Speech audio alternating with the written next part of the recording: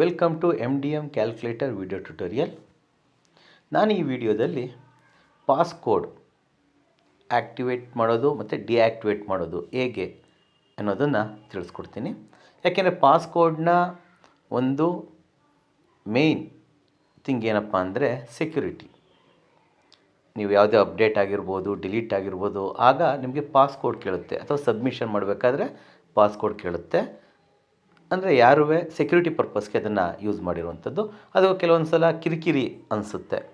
ಅದು ಯಾವಾಗ ಅನಿಸುತ್ತೆ ಅಂದರೆ, ಒಟ್ಟಿಗೆ ನಾನು ಒಂದು ತಿಂಗಳದ್ದು ಡೇಟಾವನ್ನು ಹಾಕಬೇಕಾದ್ರೆ ಅಥವಾ ಒಂದು ತಿಂಗಳು ಡೇಟಾವನ್ನು ಎಡಿಟ್ ಮಾಡಬೇಕಾದ್ರೆ ಕಿರಿಕಿರಿ ಅನಿಸುತ್ತೆ.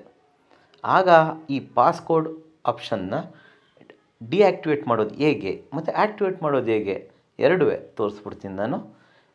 ಈ MDM ಕ್ಯಾಲ್ಕುಲೇಟರ್ ಅಪ್ಲಿಕೇಶನ್ನ ಓಪನ್ ಮಾಡ್ಕೊಂಡಿದ್ದೀರಾ.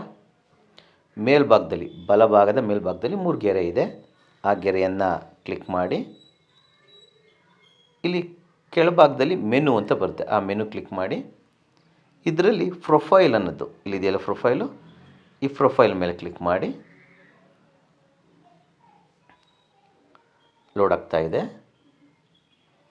ಸ್ವಲ್ಪ ಕೆಳಗಡೆ ಬಂದರೆ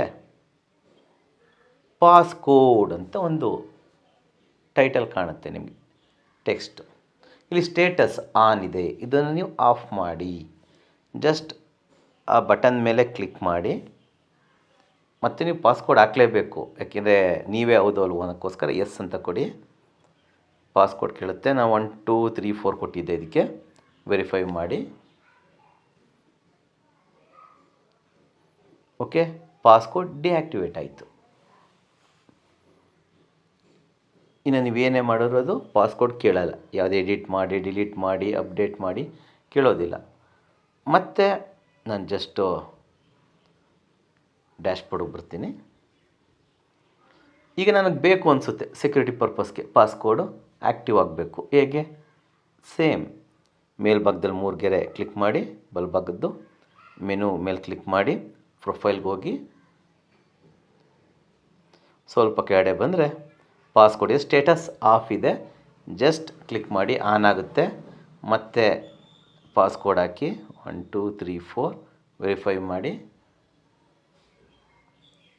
ನೋಡ್ತಾ ಇರ್ಬೋದು, ಆ್ಯಕ್ಟಿವ್ ಆಯಿತು ಪಾಸ್ಕೋಡ್. ಇಷ್ಟೇ ಪಾಸ್ಕೋಡ್ನ ಆ್ಯಕ್ಟಿವ್ ಮಾಡೋದು, ಡಿಆ್ಯಕ್ಟಿವೇಟ್ ಮಾಡೋದು.